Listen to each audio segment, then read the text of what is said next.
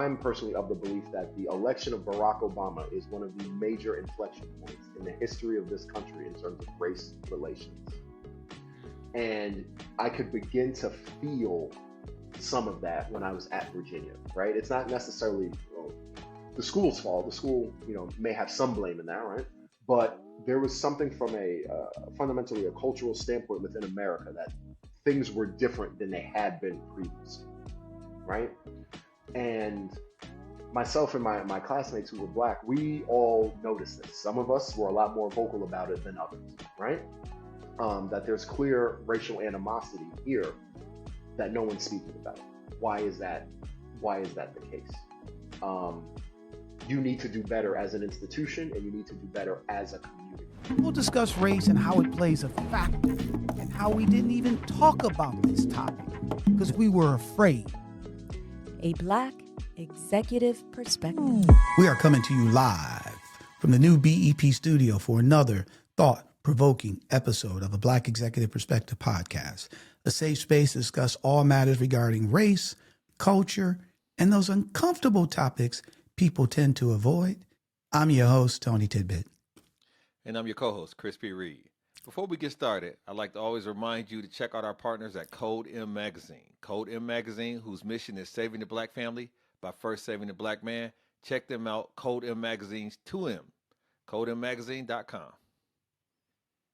Yeah, definitely check out our partners. And today, we have Sharif Bennett, tech executive, stand-up comic, and co-founder of CineBlock, joins us to explore the journey from student to entrepreneur while black.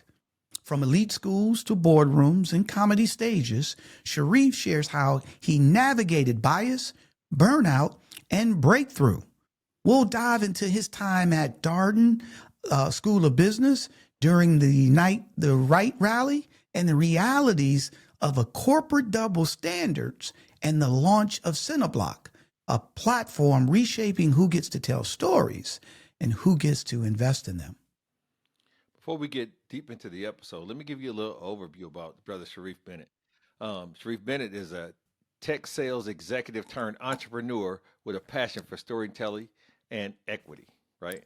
After earning a BA from Swarthmore College, he pursued stand-up comedy and improv in Chicago before obtaining an MBA from the University of Virginia's prestigious Darden School of Business. He built a successful tech career with companies such as IBM, New Relic, and GitLab before co-founding CineBlock, an equity crowdfunding platform designed to give filmmakers access to capital by allowing accredited and non-accredited investors to invest in their IP. CineBlock aims to transform who gets to tell their stories and who gets to profit from them. Sharif Bennett, welcome to a Black Executive Perspective podcast, bro. Well, Chris, Tony, thank you. Thank you for having me. And first and foremost, let me say how proud I am of both of you for creating a forum where like-minded folk can get together and really share stories in a safe place. I think this is extremely important in this modern era. So hats off to you guys.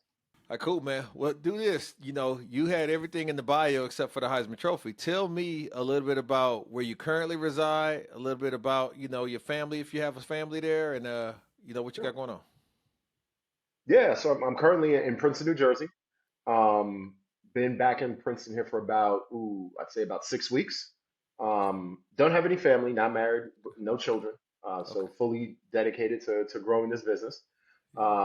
In terms of growing up, grew up in a nuclear family, mom, dad, two brothers, really good people, predominantly in a town called Nyack, New York, which is right north of New York City. Okay. Awesome, my brother. Awesome. And look, I didn't say anything, but I really appreciate the shout out for Chris and I. But more importantly, we really are grateful that you're willing to come on and share your story. We feel this is an important topic. And at the end of the day, we're only as good as people come on and share. So I really appreciate that. But I'm going to ask you this question. Why did you want to come on a Black Executive Perspective podcast, talk about this topic? I think these conversations are necessary. I know for many people, myself included, there really wasn't a space for these conversations when I was a teenager, much less than, in my 20s and 30s, right? There wasn't a place, really a forum for Black people or people of color to really get together and talk about their experiences. You might have had your small community in, within your particular neighborhood or group of people, but the internet and now podcasting has allowed for that world to expand. So I think it's important that people across the United States and the world really get a chance to collaborate, communicate, and share these stories. So when I saw you guys immediately, I was like, I need to speak with them. Well, buddy, I'm glad that you thought that, and thank you for that. So look, seems like you're chomping at the bit. You ready to talk about it, my brother? Let's do it. All right, let's talk about it, my man. All right. So, I like to say that every superhero has an origin story. When we were talking earlier in the pre-production, you were talking about physically being all over the world. With the internet and things of that nature, people can virtually be everywhere. But you have a path that you've taken that is less traveled because you've been so nomadic. Give me the beginning of that. How did that start? And from your time in high school or where you grew up to how did you want to be exposed to things outside your window? That's a really good question. I really think it stemmed from my parents, right? My father is originally from Winston-Salem, North Carolina, and moved to New York to pursue academia. He went to Columbia. My mother is from the Bronx. That's where they actually met, right on 116th and Broadway. For those of you New Yorkers who know the actual intersection. But the way my mom was raised, every summer she was in a different place. She came from a very large family that originated in Brunswick, Georgia. So every summer growing up, her and my aunt would be shipped off to a different family member, whether that was in Georgia, in New York, wherever. So the same for me growing up. I never spent a summer in Nyack, New York until I graduated high school. So I was either in the Bronx, I was in Brooklyn, I was in North Carolina, I was in Georgia. I'd be, sort of all over. So it became normal to me to want to go and travel. And buddy, you grew up in Nyack, right? New York, right? And you went to school there. Is that correct? That is correct. Tell us a little bit about that experience, my brother. Tell us a little bit about the people in Nyack.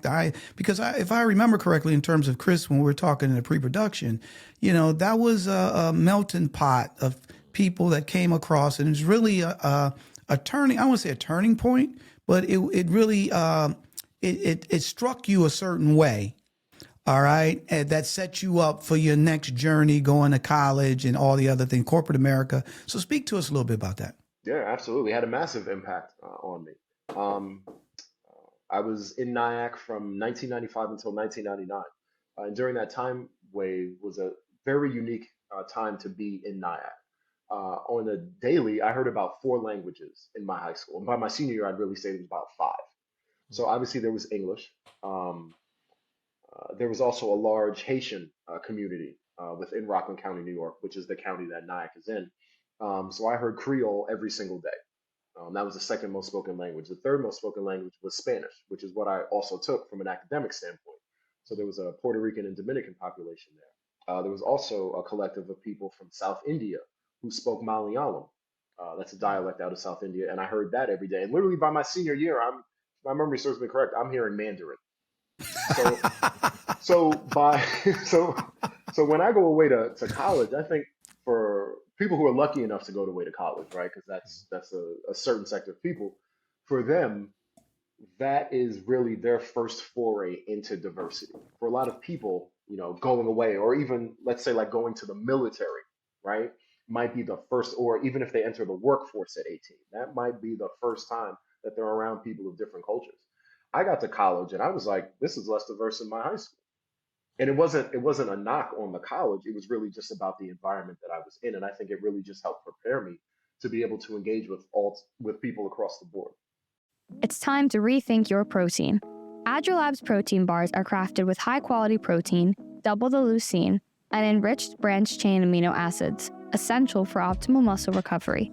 Finally, a protein bar that works as hard as you do. So visit agilelabs.com and use the code BEP to get 20% off. That's agilelabs.com, promo code BEP.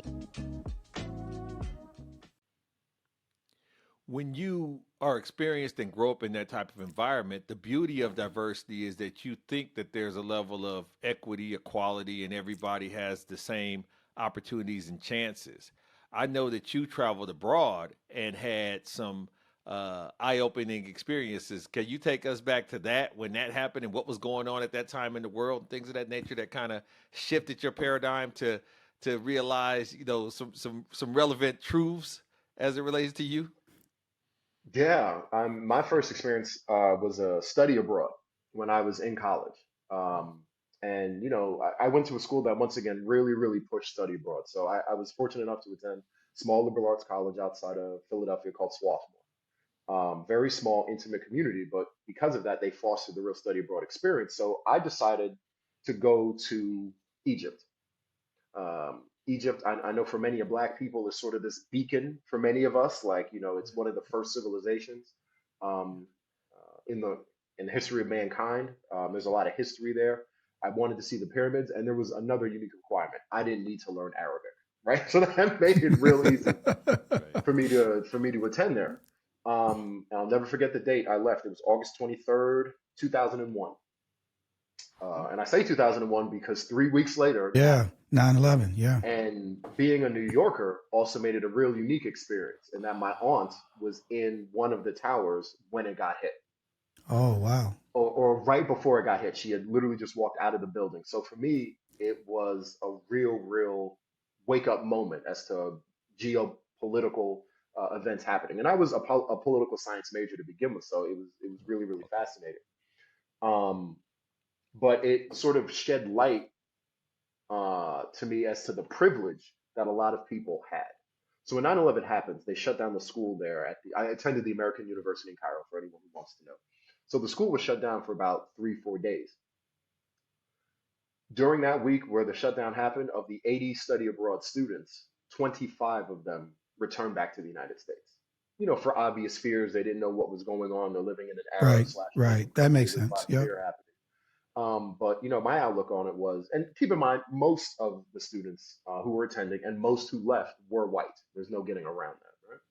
And so it's like they left, and it's like, my thinking at the time was, well, now you know what it's like to be a minority when it's really time to be a minority. Not when it's easy to be a minority. You're seeing it when it's hard to be a minority. And at the first sign of conflict, you left. You went back to your safe space, Right, right? right, Which right, is what so many people of color, specifically Black people, don't have the option ever really to do. Right? right. Um, the experience really opened me up, and like I said, to the world. Like, so many of us here in the United States think we don't have opportunity, we don't have access to resources. But then when you go to what's considered an emerging market country, you get an entirely different viewpoint, right? There are no scholarships at the time to attend the American University in Cairo. The students who attend there are all the children of children of oil tycoons, diplomats, etc. There's no middle class kids, right? So everyone there is uber wealthy. The tuition had to be paid in dollars, so you just had to have access to U.S. dollars, and the tuition itself was, 100x what the average Egyptian could spend. So you're seeing the most elite of elite, and it really opened my eyes to, like, wow, the rest of this world is really, really different. And when you said it's really, really different, like, what did you mean? What do you mean by that? Um, and just the fact that only the wealthy even have the not just the opportunity to go, but the pathway set up for them to attend college. I don't think the average 6 year old, 7 year old who's growing up in Cairo, Egypt right now, really thinks I can attend the American University of Cairo or the Mm, University of Cairo, right? Like it's such a far fetched dream for them. They're literally living day to day, paycheck to paycheck, right? Just because of that cost of living. So um, that was really, it was extraordinarily eye opening. The second part to it, and there's no getting around this, is the gender divide between males and females there, right? um, just little nuanced things, right? Like they first told us, if you're with a group of women, if there's a group of you and you're traveling in a cab, right? Do not let your female friends sit in the front seat of the cab. And we were all like, well, why? And they're like, well, that might be seen as her being promiscuous. She makes sure Mm. that the whoever males are in your group, you sit in the passenger seat and let the females then sit in the back. There were separate train cars for females to ride. Just once again, and then the whole hijab, the covering of the face and the body, very, very different reality. And seeing, it's one thing to hear that, but then it's another thing to then see it, right? So it was really, really eye-opening. And to basically see a country that was, a Muslim Arab state, right? Where that religion plays a fundamental component of your day-to-day activities. I was fortunate enough to be there during Ramadan. Um, and during the holy month of Ramadan there, the entire city changes its operational hours, right? Um, you're not supposed to eat when the sun is up. Businesses change hours. The schools shift hours. Americans, we're so individualistic and caught up in our own world. There's no way that we could unite and do something like that, right? Like we don't move like a machine. To see that many millions of people moving as one like a machine was just mind-boggling to a 19-year-old for sure. It's funny that you say that because it appears that the barriers of entry work in the positive and the negative because it creates a civilized dynamic that makes it a machine in one way that benefits because of civility and uniformity. But in the other way, it excludes people, you know what I mean? The same machine. Who ain't got no money. Yeah. Absolutely. Yeah. You ain't got no money. It don't matter how smart you are. Right. Doesn't matter what your IQ is. You ain't got the money, you ain't going. Facts. And then, the other thing too, when I went there was the world was just beginning to open up, right? I would say 2001. Really, the internet had just sort of started. It was just beginning to open up. And America's greatest export is culture. It's not cars. It's not manufacturing. It's culture. And so when I get there, here I am, 19, 20 years old. It's me, baggy jeans. Let's think back to what the fashion was in 2001, baggy jeans, backwards Yankee cap. I'm wearing a sports jersey of some sort. Yeah. And all I kept getting from people was Michael Jordan. Michael Jordan. And I was just like, well, thank you.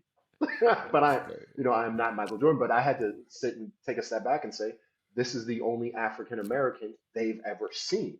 Right. Egypt is next to Sudan, and the Sudanese were given asylum to go to Egypt. But the average Egyptian there had never seen an actual African American person. They'd only ever seen someone who was Sudanese. So I was basically like a celebrity to them. I would walk and people would just stare, right? Now, luckily, it was an era before smartphones, so people weren't taking pictures. Taking pictures. I'm not one of those. Please don't approach me with a camera, right? But it was funny. really eye-opening. What's funny though? My nephew had come spend a few days with me for 4th of July, and him and his wife, when he graduated college, he went to the University of Houston, and when he graduated college, he was trying to figure out what he wanted to do. And so he took this job in China, him and his wife, to teach the Chinese English, right? And I thought he had went abroad. He said no. He told me no. He said no. It was a job, and I had to go. And then they trained me. And I said, how did you teach him? He said we used different little flashcards and this and that, whole nine yards. So he stayed over there like a year. And I asked him, I said, so what? He said, look. He said, at the end of the day. He said, I had so many people taking pictures with me, okay, because they had never seen a black dude from the United States, okay? And so he said, flat out, I'll be on the basketball court, I'll be playing, and somebody, can I take a picture? And he said, they wasn't calling me Michael Jordan or nothing. Yeah. They were just wanting to take a picture because I was black, right? Because they had never seen anybody black, especially a black American before. So I can definitely relate to that. But let me ask you this though, man. You, like I said, you're multi-talented. So, college, going abroad, but then you also got into comedy and improv. Why don't you tell us a little bit how you got into comedy and improv? And then how did that help you, if it did, in terms of you navigating your career and Darden and all the other things that came after it? Yeah, absolutely. So I always grew up with a fascination with comedy. I grew up in a household where we watched a lot of comedy. Richard Pryor, Bill Cosby, Eddie Murphy. Like these were requirements to be in my household to speak about and to know about these things. So I remember being a little boy and watching that stand up, Bill Cosby himself. I could recite the whole stand up by age 5 by myself, right? So it was always something that I wanted to do. So I had the opportunity to move to Chicago at the age of 25. And or excuse me, I'm sorry. Let me take a step back. So I first started doing stand up when I was living in New York. Um, YouTube had just come out. It was this new platform, right? And people, I still think, were sort of figuring it out. And I just started uploading stand-up comedy there, right? I didn't have a lot of money. I always had a passion for films, but was just like, wait, I don't have necessarily money to make a movie. What I can do is get my brand out there. So I'll use YouTube as a platform to get my brand out there. So I started doing stand-up comedy. I started doing sketch comedy. Then I had the opportunity to move to Chicago and was working by day as a marketer, but still thinking about, how am I going to break through? How am I going to break through? And then I got laid off during that great recession, like many of folks did. And I said, this is my opportunity to dive in this full time. So I went right back into stand up, and I did stand up for a year straight. And let me say this. It is in my personal belief that stand up comedy is the hardest performance based art form in the world. The only performance based art form that is maybe comparable to it is being a pornographic actor or actress. Like, Pun intended. I like that. is, I like that. Pun intended. It's hard. it's hard, right? And and the reason I say that to people is, think of any stand up you've seen. Once you listen to it once, you want to hear something new. It doesn't really have that repetition value that, say, Right. music does, right? Right. A group or person can get one song and live off the rest of their life on the strength of that one song, right? Right. A stand-up constantly has to be doing new and new and new material, and you're up there by yourself. There's no one. It's you and a conversation in your head that you're just literally articulating to people in the audience. If you like what you hear and want to join us on this journey of making uncomfortable conversations comfortable, please subscribe to a Black Executive Perspective podcast on YouTube, Apple Podcasts, Spotify, or wherever you get your podcasts. Hit subscribe now to stay connected for more episodes that challenge, inspire, and lead the change. Right? They don't even need to be there, and you can still do it. So what was your flow though, buddy? What type of comedy you said sketch and stuff, but what was your genre that you spoke about? Sure. From a stand-up standpoint, very socio-political. So my biggest influences were Chappelle was huge, Chris Rock was huge, George Carlin was huge, and Paul Mooney was huge, right? Love that hat you're wearing, Tony, by the way. Paul Mooney would absolutely have one of those on. So like that, That's right. right? So that was the paradigm. Those are my forefathers, right? And I used race, politics, and class as the lens that I would look through things through, right? And yeah, I did that for like a year and suffered from burnout, right? It's very, very difficult. You find yourself performing in these bars. So for me, here's what would happen. Before I would get on stage, my heart would be pounding. I mean, literally, I would be shocked that people couldn't see it literally coming out of my chest, right? Mhm. And then I would step on stage, nothing, absolutely nothing. No emotion, no anxiety, no nothing. And then I would go and do the routine. And then I would get off stage and all of a sudden hit an emotional low. It was literally like dopamine was being released into my Yeah, body prior yeah, to getting on that yeah, stage. And yeah. then the minute I got off, I was doing anything I could to get back to that level because there's no feeling like before you get on that stage. And Correct. so you're in comedy clubs and bars and the alcohol's there and so many comics, you run straight to the bar and that's how it starts. And then a night where you were just supposed to be doing a 15-minute set turns into a 4-hour, 5-hour long bender with you and other comics.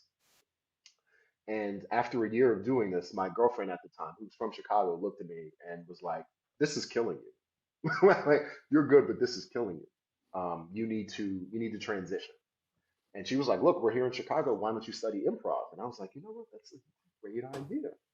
So then I transitioned to doing improv comedy, where I actually trained at Chicago Improv Olympic and Second City and learned the art form of the yes and, right? Working with a team to build a specific world, right?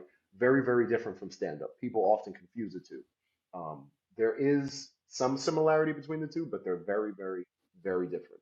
Improv is all about you and your team and moving to the next goal, right? And it taught me a lot. It taught me a lot about team building. It taught me a lot about patience. It taught me a lot about listening, and it taught me a lot about understanding things that I would later have to incorporate in the professional world. let me take a moment to tell you about yourself. If you are a white dude, and it's a white dude, and his dad is in academia at the Columbia University. He goes to a multinational high school. He goes to college and studies political science. Finds himself in Egypt during 9/11. The next thing he does is become a spy. But you, as a brother, instead of getting into espionage, got into to stand up and improv comedy. Yeah. I mean, what was your pops thinking when you was like, "Hey, pops, I know that you done blazed this path and put all these, this set before me, but I'm gonna go ahead and just jump on this stage and let my heart beat out my chest." Did he have an opinion at all? Yeah, he loved it because my father Okay. was also part-time. My father was also a part-time jazz musician. He Mm. played the saxophone for 50 Renaissance years. man. Okay. Yeah, he played for Okay. 50 years. I had to play for 10. So that was Okay. partially what made it easier Okay. for me to get on Okay. stage because I've been doing it from the time I was 7 years old until I was 17 years old in high school. So he always understood performance, creativity, and ways to channel it. Got it. Buddy, you talked a little bit about you learned patience, team building, listening, and it helped you. Talk how you incorporated that into your career, and obviously you build in CineBlock. Yeah. The fundamental component of improv is the yes and, right? What it means is that when you're building a scene, not just improv, acting, period, when you're building a scene, there's a level of agreement you have to have with your fellow actors on stage, right? So you can't be antagonistic towards their ideas when they're presenting something. You can take their idea and move it in an entirely different direction, but it's fundamentally dependent. The scene is fundamentally dependent upon you having certain foundational parameters for what you all agree upon. I think a lot of people in business could stand to take an improv class, um, because I think that is necessary in order to build anything, right? To have a healthy corporate environment, people have to be thinking, all right, well, I see this idea. I'm not going to say it's a terrible idea or it's a stupid idea or negate it, but let's see where we can build from right here to then move this idea to the next level. Let me say yes, and on top of what you just articulated, this is what I think we need to do, right? It's one of the core principles that most people in the business world should probably do a better job of doing, um, in my personal opinion. How So did yeah, you that? always take it with you. Yeah. How did all of this? It seems like your trajectory is like the game Plinko, right? So you ended up in Charlottesville. What the? I mean, Right. we But you know dropped the what? ball here, and we Yeah, ended this up, dude, and we going he's all all over the over the board, place. man. Yeah. But to speak on that, because I want you to jump in, because you went to you went to the University of Virginia, the Darden School of Business, right? And I attended the Darden School of Business, and one of the things which you just got finished saying, about people accepting somebody's idea, and instead of saying that it's horrible, well, I don't think we should do that, is taking it and then trying to build on it, right? And I'm pretty sure when you were there, I forget the professor, but we did a case where this company, they built out this, I forget what it was, right? But what it was, nobody was knocking nobody's ideas. They were just building upon those ideas, right? And they built this huge system that now that they go to companies and they train people how to be able to do that. So I don't know if you remember that at all, but it just sparked what you just got finished saying. But to Chris's point, my brother, you were there when the Unite the Right impact. So talk a little bit about that experience, and more importantly, what did you get out of it? What did you learn from it? Talk to us a little bit about that. Yeah. Well, slight correction. I graduated before the Unite the Right rally Okay, happened. got it. No worries. So I graduated Darden from in 2015. But it was a really unique environment. You might, just like you said, Chris, how did I end up there? Right. So that transition. I was broke, point blank, period.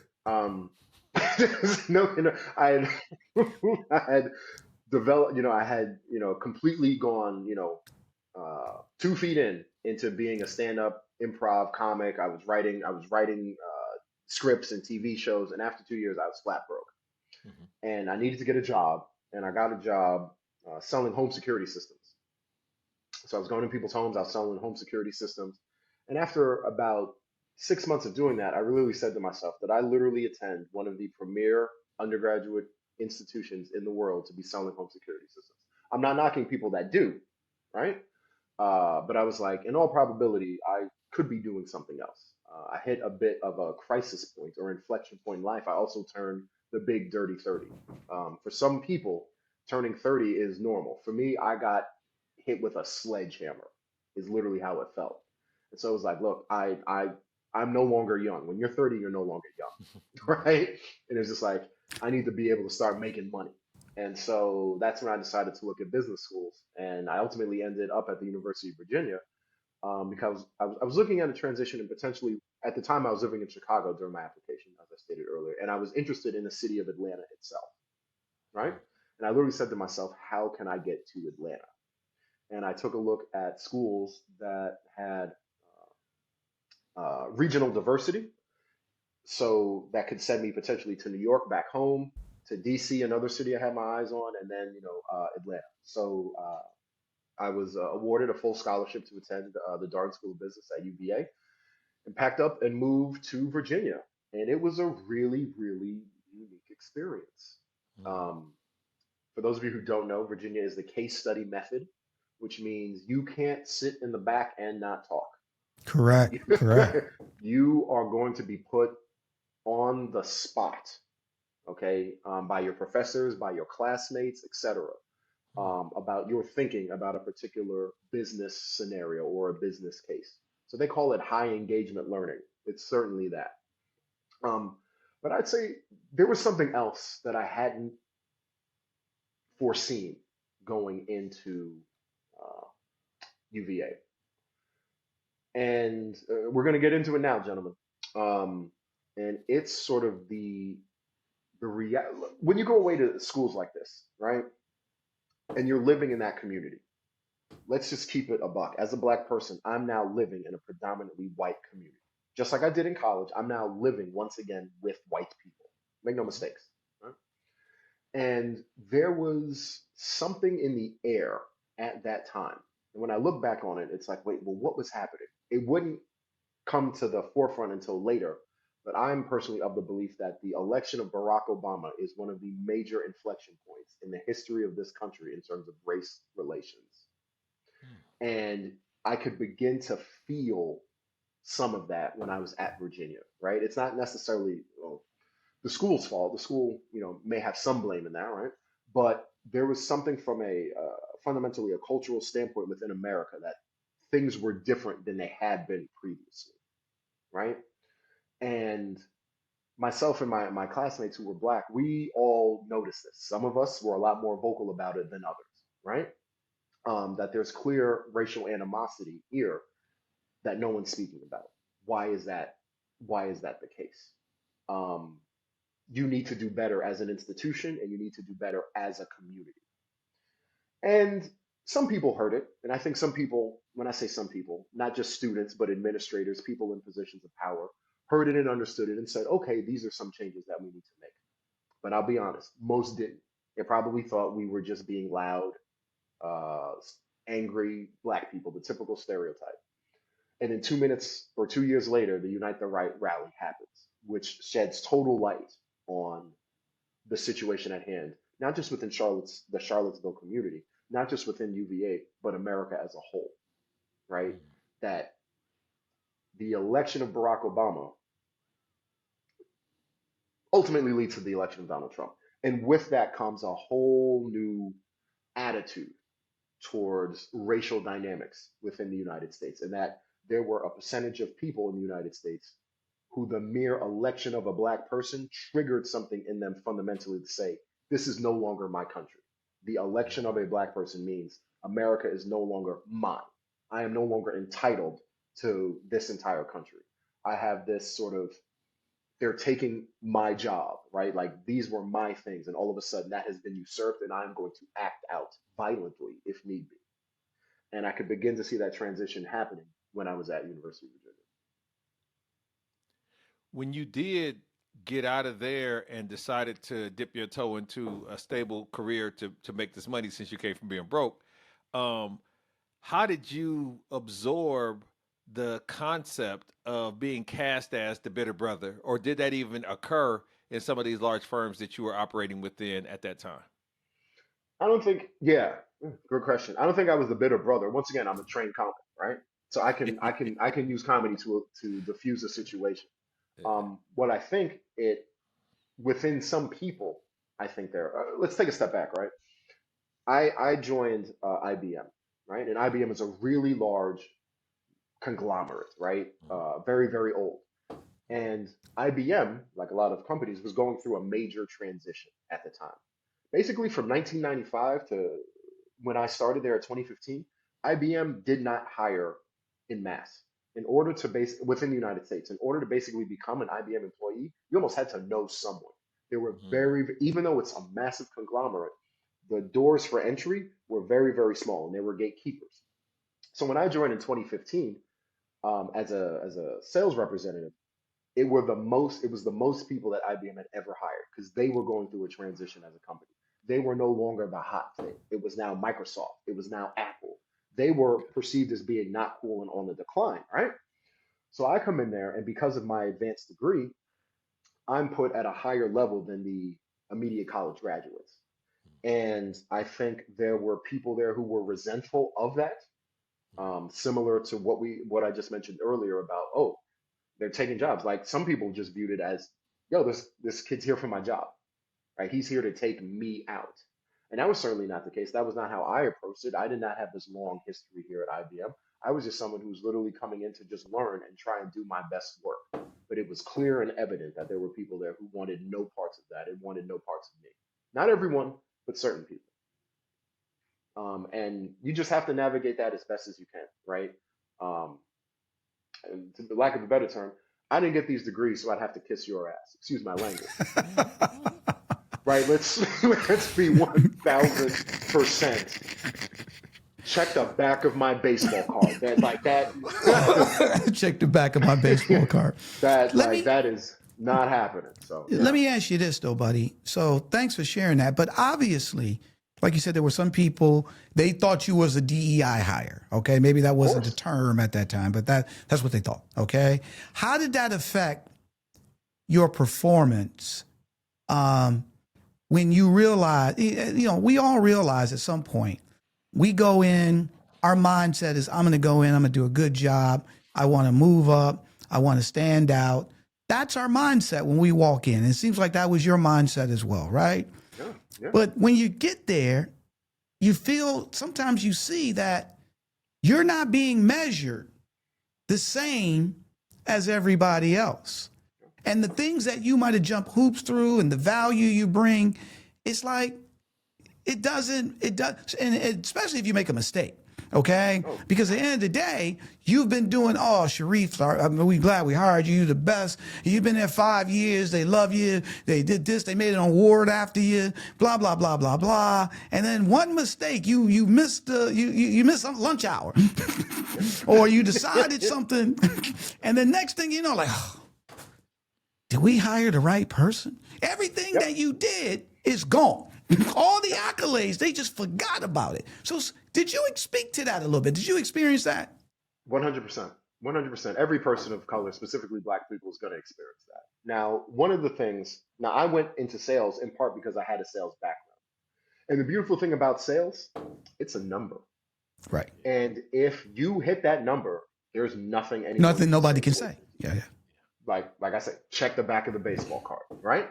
So automatically I entered a profession where I assumed that as long as I did what I was supposed to do, I hit my number, I did all these things, that the trajectory and the pathway for me would be just as transparent as it would for any other non-Black person.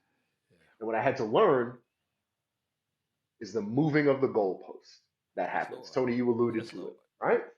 So all of a sudden, the things that were talked about in your one-on-one review, all of a sudden, all the things it is that you were asked to do and you did it, they're now finding excuses as to why you can't be promoted, right? As to why you can't do this or why you should, do that, right? So at first, there's anger, there's resentment, right? But I think for me, the way I handled it was you take it, you make a note of these things. It's sort of like the Kobe Bryant Mamba mentality, right? You take it, you make a note of it, and say, I'm going to use this as motivation to crush you moving forward.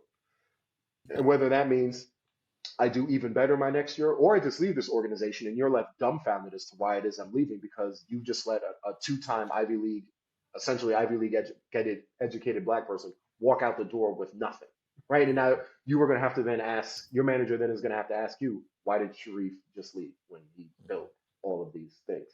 So that was sort of how I dealt with it, right? Or sort of that was the strategy that I used to always sort of keep a level head, right? I don't know if I answered your question there entirely, Tony. You did. No, but you did, buddy. Let me ask you this for the audience, though. Is it the comedy? Is it the support of your parents? Is it just your faith in yourself? What kept you from believing from believing the naysayers or folding your swag? Because it seemed like you was like, look, Willie Beeman, right? Steaming Willie Beeman. I was always a star. Y'all just now recognize that. I'm doing the movie for you, Tony. You know what I'm saying? And you didn't let them shake because a lot of us, black folks, what we'll do is we'll start listening to the clippings and get insecure and allowing for these things to get into our head and no question, take away, like you said, you knew you had the receipts on receipt. You had all the low spades. What led you to be so confident that, dude, I got a good hand? Tell what they talk about. Yeah, I guess it was all the things it is that you just mentioned. Like once again, look at my entire track record. It's like what who else is checking these boxes but me here, right? If you can find someone else who has my exact track record, I'll get out and leave. I'll resign right now. Sort of how I looked at it, right? So it's like, look, I'm a graduate of Swarthmore College. You probably couldn't get in there. I'm a graduate of University of Virginia. You probably get in there. And not to be elitist, right? But it's just like if we're literally talking the academic portion, that's already taken care of, right? Now, if we're talking sales and actually doing the work, the number's the number. It doesn't lie. So what is the actual problem here, right? If we're talking about, I've gone in these companies and I've also then built ERG groups, employee resource groups, specifically for people of color, right? I developed an entire mentoring program, right? So I literally built organizations within these institutions. So that's how I always sort of kept my confidence. I know I'm good. I have a proven track record that says that. But you're right. It's easy. Let me not say it's easy. Falling into that mind state of what others say about you being your reality is something that someone can easily fall into. It's a trap. But here's the thing, though, too, bro, and part of the trap, though, too, is to what you were saying, is that a lot of people have accolades. Okay, a lot of them check every box. A lot of them, using your verbiage, you could look at the back of their baseball card and they got stats that's insane, right? However, what happens sometimes, they still want to keep you limited. Okay, regardless. And so, you do feel like, what are you talking about? Blah, blah, blah, blah, blah. But when people start nitpicking about some stuff that ain't on the baseball card, like you just talked about, they start talking about stuff, moving the goalposts, or, you know what? You don't spend enough time with people outside, these subjective type things. You don't spend enough time. Why didn't you get promoted? Well, you know what? Yeah, we haven't seen you at the networking parties enough. Right. Or we haven't, they'll throw these things up. Okay, where you're like, look, I'm here in sales. I built I hit every number, blah, blah, blah. I'm teammates with my colleagues. I help them close deals. I give them blah, blah. And they're like, oh, yeah. Don't get me wrong. Yeah. But they'll come up with let me give you an example, man. I give you a prime example. And this was years. I think when I first moved to Connecticut, I got this job. I was an accounting clerk at Travelers Insurance Company. And then I was young. I didn't understand. And then I left and I went to this small company called Stewart Therapy. It was a physical therapy. And I was working in the billing department.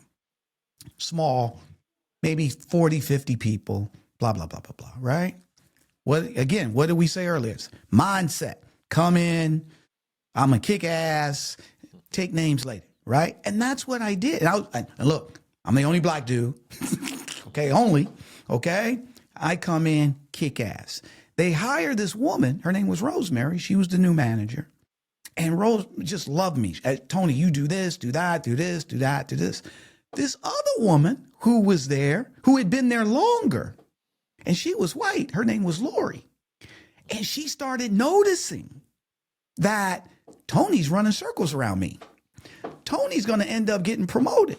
So you know what she used to do? She used to nitpick and say, oh, I think Tony made a mistake on that thing. Oh, I think Tony did this. Oh, and I would hear it. And to your point, I wanted to go off, but I didn't because I knew what she was trying to do. Okay. But Rosemary knew it. And so Rosemary was good. She knew what she was trying to do. Right. And then she pulled me aside one day. She said, Tony, don't pay attention to anything that she says, because at the end of the day, she sees that you're running. I'm just using the phrase running circles, but she sees you're the best one in here and she's afraid of that. So so having a manager like that told me that, pulled me aside, and then ended up promoting me. Right. But my point is, you will have people that see Sharif. Okay. And yeah, you can check all the baseball cards, but they'll still try to hold you back. Or more importantly, mentally, going back to your, Barack Obama being elected president, and this ain't my country no more. They'll start thinking he's going to take my job, even though you're outworking them. You're out strategizing them. You're out networking them. They still think it's their job. Yep. 100%. So during my last years of when I worked in corporate America, I came up with a framework because I was asked to do some mentoring for some younger people on the job, younger black people on the job. And I came up with a framework. Did you guys ever play that game Mad Libs as youth? No? I never played, Chris, no. Are you familiar with Mad Libs, Tony? No, I don't. It's where you're given a particular scenario, right? I used to play it all the time as a kid.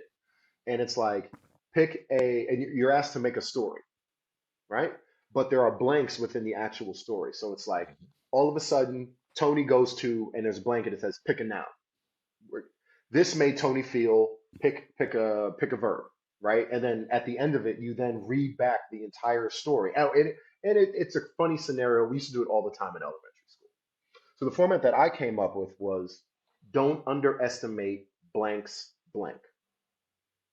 I'm going to say that again. Don't underestimate blanks blank.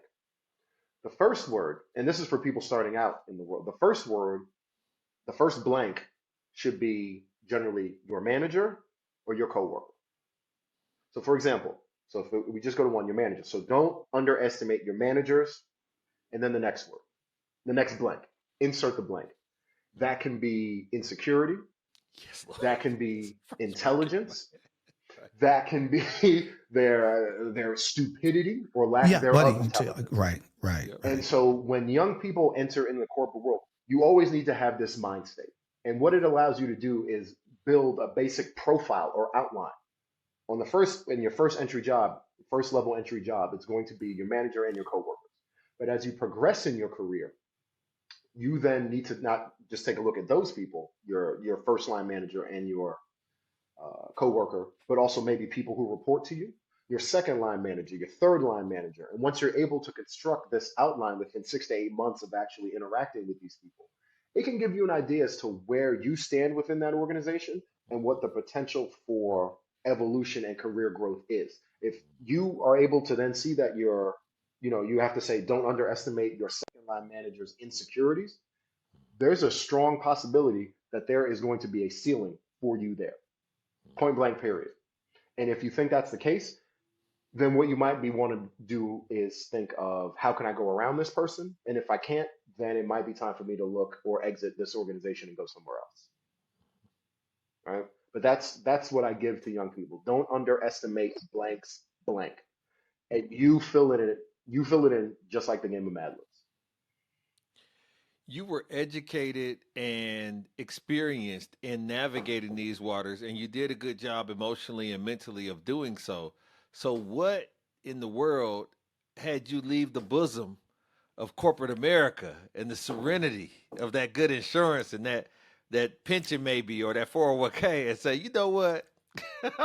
I'm gonna do my own thing. I'm gonna jump out. I'm gonna jump off the porch Yeah. like they say where I'm from. What made you jump off the porch?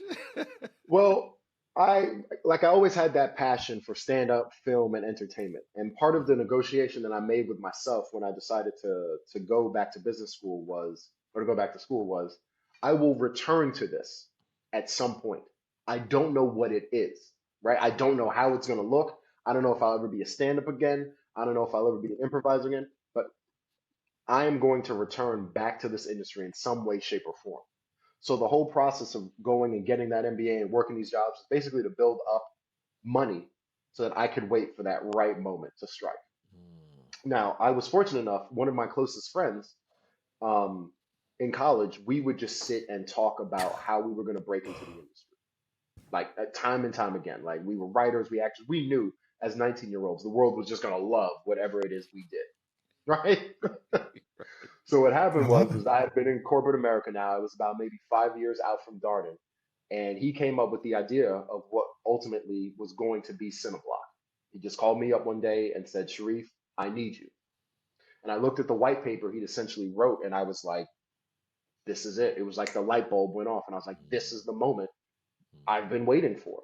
We're absolutely going to do this. On top of it, so what we had spoken about before, when you see that there are these ceilings that are being placed upon you in corporate America, and they're not necessarily recognizing your talents, it's time for you to begin building your exit strategy, right? Go where you're appreciated, not tolerated, right? Is what they often say. And so for me then to reach the goals and pursue the passions it is that I always love, I felt it was necessary to venture out into this and become this entrepreneur. And Cineblock was the vehicle that was going to do it, that is going to do it. So, buddy, tell us about CineBlock. What is CineBlock? We didn't get a chance to read the white paper. Yeah. So let us know what time it is, all right? Yeah, well, I'll pitch you the black paper, right? So Cineblock, Cineblock is an equity crowdfunding platform, right? That is specifically designed for media and entertainment monetization. Now, those are a lot of words that are put together, and you're like, well, what does that really mean, right? So let's look at what films are, right? And what goes into making a film, right? Generally, an independent filmmaker has to go to or get on their knees and beg accredited investors, people who have a high net worth, to invest in their project so that then that project can come to life. Right? The problem is that there are a very, very small number of accredited investors who have historically invested in films, right? So basically, so many indie filmmakers are all chasing the same person, and there's so few of them. So what we decided to do was we took a look at crowdfunding, which many people know vis-a-vis Kickstarter, Yep. GoFundMe, right? Yep. And basically using your communities or regular everyday people to help raise funds for projects. What we said was we can leverage this idea, but flip it. Remember the yes and, right? Yes, crowdfunding is great, but I think there's also something else that can be even better. And so we then decided to create an equity crowdfunding platform, right? Which basically fractionalizes the investment for films so that a filmmaker doesn't have to go to one person for $1 million. They can go to 100 people for 1,000, right? Or 1,000 people for $1,000. Excuse me, make sure my math is correct here. So what we've done is basically fractionalize that investment and made it so that everyday people, regular people, non-accredited investors, not people with necessarily high net worth, can now be investors in film. Remember, culture is America's #1 export, right? And culture is really only about 7, 8 tangible things, right? It's food, fashion, sports, film, television, right? So we said we opened it up and have made a platform that allows regular everyday people to now invest in culture and see what it is they want to be made. On top of that, we decided to use blockchain as a vehicle for transparency purposes. For people who are unfamiliar with the blockchain, that is the backbone of cryptocurrencies, right? We are not a cryptocurrency. We are not a crypto company. I want to be clear, right? But what we use is the same technology that crypto companies use. Now, why we use blockchain? is because it speeds up the investment process. Once again, let's think back to what that filmmaker has to go through, right? So after they have begged enough people to get money from it, they now are responsible for keeping a log of everyone who invested, right? They're then responsible then for ensuring that the people who invested, if there's any return on that film whatsoever, then get their money back. We can speed up that entire process and essentially log all the investments right there on the blockchain. And it is, as they say, irrefutable, Right, right? right, right. So that all these investments are tracked. We make use of smart contracts, right? Which normally elongate the process, right? Because you have to get a lawyer to look at things, et cetera, and you have to get this contract. But we can create it so that a smart contract is just easily mailed out to someone, and then they're able to see and execute that document, and then it goes right back onto the blockchain irrefutably, and it's there in perpetuity, right? So that was our goal. Our goal is to make it so that filmmakers and oftentimes people of color, marginalized communities, have the ability to make the films it is that they want to see. I love So it, that's buddy. what And CineBlock is. go ahead, Chris. How pioneering is this? How innovative and risky is this endeavor? Because when you guys are trailblazing and things of that nature, I know we were, earlier you talked about barriers to entry in Egypt from an education perspective. Obviously, now fast forward, it's funny how your life is all tying into each other. You're trying to break down barriers to entry for filmmakers, including the concept where you've incorporated AI in the script doc. You know what I mean? Portion to kind of help the filmmakers along the way as far as other things, not just getting money. But how innovative and groundbreaking is this? Very. They're like very 100% truth, right? Why would I lie? Um, Right. there are other companies out there that have gotten into this idea of saying like, all right, we're going to make it so that people can invest in films. What I'd say is no other company that's out there is creating the ecosystem it is that CineBlock is, right? So we do this for film and television, right? Crowdfunding, blockchain for film and television. But the reality is that our platform can be used for a plethora of use cases. Film and television will just be the first one. This same concept and model holds true for gaming, right? It holds true for any type of entertainment event, virtual reality. So anyone who has an idea, who wants to see that idea built from the ground up, can go now to their respective communities. And when I say respective communities, that means people who follow you on social media, LinkedIn, YouTube, Instagram, TikTok, and use them as financial backers for this product. And now say, we are now all going to financially leverage one another to build something it is that we all want to see. The whole point of this, as you alluded to earlier, is to remove gatekeepers from these industries, which are notorious from it. So it is very, very revolutionary. And as I've told people, Tony, Chris, if anything happens to me in the next 18 months, I did not slip and fall in the shower. Okay. they came and They got came me. for you. Yeah, they came and got you. But what they can't stop is the movement, right? They can't stop that. Once the genie's out of the bottle, there's no going back. So yeah, it's really revolutionary. So real quick, how far are you guys along? Are you live? Are you still looking? So is this beta or is this real? So we are looking to launch this fall. And when I say this fall, I mean this September. It has been years of work. Because we're dealing in equity, what also differentiates us from some of the other competitors out there is that we have FINRA and SEC approval. Sorry, I used an acronym there. FINRA is the Financial Industry Regulatory Authority that oversees financial transactions, right? They became then sort of partnered with the SEC after the Great Recession of 2008. So we had to go through a 2-year approval process for our crowdfunding platform to be approved by them, right? So there's certain standards it is that we have to meet in order to be FINRA and SEC sponsored, which we now are, right? So it took years for that. For some companies, it takes 4 or 5 years, So that was necessary in the process. But now that we figured that out, we're now looking to launch our first wave of campaigns come this fall in September, which is when we then have our go live date. And we are bringing on any and everyone If you are looking to do crowd campaigns, if you are sick and tired of dealing with these gatekeepers, if you want to see your project made, whether you have a completed film or you just have a basic idea of a script, you can come on our platform and run a campaign, right? And say, this is the type of money that we're looking to raise. I love it, buddy. I love it. We got to have you come back on and talk about it, right? And share when it goes live, because that is revolutionary. It's fantastic. And I'm really proud that you guys put that together. So keep us in the loop. Here, as we end, I want to throw a couple things at you.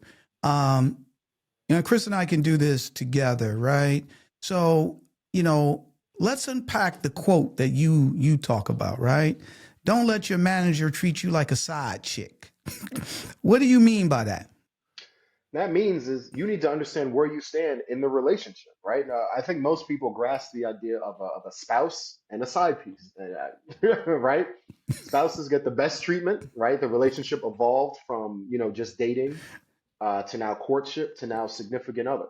The side piece is there just for one specific term. And so what I also tell young people is like, look, your manager is treating you like a side piece when there is no progress or evolution of your career at that job. If a certain amount of time has come and you've checked these boxes, you've done this, you've done that, but you're seeing your contemporaries, you're seeing your colleagues now being promoted to new roles that are surpassing you, you need to grasp you're a side chick right then and there at that moment. You are a side piece. And so you need to then have that conversation with yourself first and say, am I comfortable with this or am I uncomfortable with this? If I'm uncomfortable with this, there's only two things I can do. One, I can leave and no longer be a side piece and go look to be a significant other with someone else. Or I can approach said manager and lay it out and say, what is the definitive plan? I have done these things. If I don't see definitive results in a certain time frame, then I'm going to have to take certain action. And that's one thing I always tell young people, especially young folks of color, because as you said, Tony, they'll give you accolades, they'll clap for you, they'll ask you to speak at company engagements. Everyone will know you. Mm-hmm. But then all of a sudden, you see someone who's younger than you, less educated than you. You'll see someone who has less experience than you, all of a sudden be promoted. All of a sudden. And they've done nothing to what it is you've done. If that moment happens, it's time to move on. Let me ask this, and this is a hard one, because you started this with your guy, right? And y'all had a friendship, an association prior to it morphing into a business founder relationship. Right.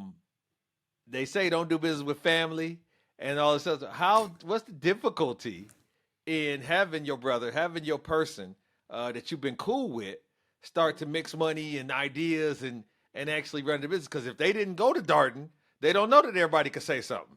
They don't know that all ideas are welcome, right? Like, so. they don't know yes and and. Right. Well, the good thing with this particular, with this friend of mine is that our relationship was always 100% transparent. We were always on an idea of, no, that's not going to work, right? Like, so before the yes and happened, it was always like, that. But at the end of the day, he was so passionate about this, mm-hmm. right? And one of the things that I immediately grasped when he was pitching it to me was his passion. I noticed that first and foremost. So that was the first thing I noticed was, all right, he's clearly passionate. That matters, right? Number two, this is an idea that I'm grasping. I don't grasp all of it because it can get fairly complicated, like, talking about blockchain and things of that nature. Mm-hmm. But at the end of the day, it fills a niche that is highly, highly in need. So when people ask me about entrepreneurship, they ask me questions like, one of the first things I say is there a need for this product? If there isn't a need, then you don't have a pathway towards doing anything for anyone, right? Can you solve someone else's problem, right? That's how you make a difference, and that's how you can make money. Can you solve someone else's problem? So those two things automatically said, all right, this is something we can work with. Now, how do we navigate the day-to-day, being friends and then dealing with this? Oh, you have your moments. To all entrepreneurs, you're going to have those moments where it's just like, what did you say? I'll hop on a plane and I'll be there in 10 minutes, man. Like, don't, or I'll hop in a car. Like, you'll see me in 10 minutes. Don't worry. And you have to have those screaming matches sometimes. That's That is what it is. Entrepreneurship is a contact sport. I love it. I love it. Final thoughts, my brother. What do you want to leave the audience? I'll leave you with something that I learned at Darden. Go where you are doing your best work.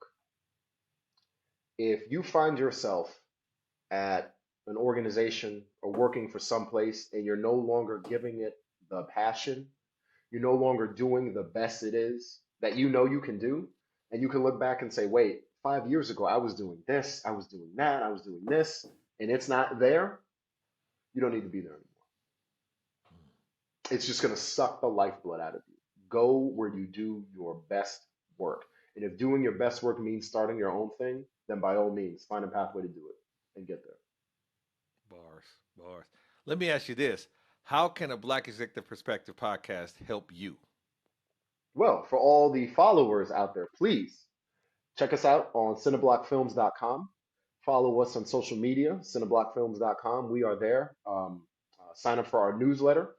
Like I said, we will be launching in the near future, and you will hear a lot about us in the very upcoming months. You will hear about our new releases. But yes, sign up on our website, follow us on all social media platforms, and that's the best thing to do right now. And what's your website again, my brother? CineBlock Films. CineBlock Films. I'll spell it out. CineBlockFilms.com. CineBlockFilms.com. Awesome, my man. Well, listen, you didn't have to spell out, BEP, because we're HAPPY that you came on and chatted with us today, my brother. You were awesome. You fed us. I know a lot of people are really going to enjoy, the stories, but also the advice that you give, because that's really the key here, is to help other people be able to navigate these issues, and more importantly, be able to play chess, not checkers, right? And be able to see things before they become, they're in trouble, right? And you really spoke a lot to that today. So we want to thank you for appearing on a Black Executive Perspective podcast. Gentlemen, thank you for having me. It's been an absolute pleasure. With more people like you are needed out here, doing good work for people like us, 100%. Thank you. Thank you, buddy. So I think it's now time for Tony's Tidbit. And the tidbit today: I wasn't underperforming. I was outperforming in a system designed to overlook me. But being exceptional shouldn't feel like punishment. The moment I stopped trying to prove I belong, I started building spaces where I had never have to explain why I do. And you heard a lot of that. That encapsulates a lot of what our brother Sharif Bennett talked about today. Absolutely. And we want to remind you to tune in to a segment, Need to Know with Nasinga, where Dr. Nasinga Burton provides poignant insights and passionate commentary on things that shape our world today. Make sure you tune in each week, Dr. Nasinga Burton, for a Black Executive podcast, a Black Executive Perspective podcast, Need to Know with Nasinga. Absolutely. And don't miss the next Pull Up, Speak Up here on the Black Executive Perspective podcast. Our roundtable dives into the most provocative issues. There's bold, unfiltered voices, sharp perspectives, real talk, and a call to action. This is not just an episode. This is a revolution. So you don't want to miss the next Pull Up, Speak Up here on the Black Executive Perspective podcast. We always like to leave the audience to remind them with our call to action to incorporate LESS. Our goal here is to eliminate all forms of discrimination, and to achieve this, we're asking you to embrace LESS, L-E-S-S. The L stands for learn. Educate yourself on racial and cultural nuances, and learn that what you bring to the table is valuable, and do not allow for people to talk you away from that.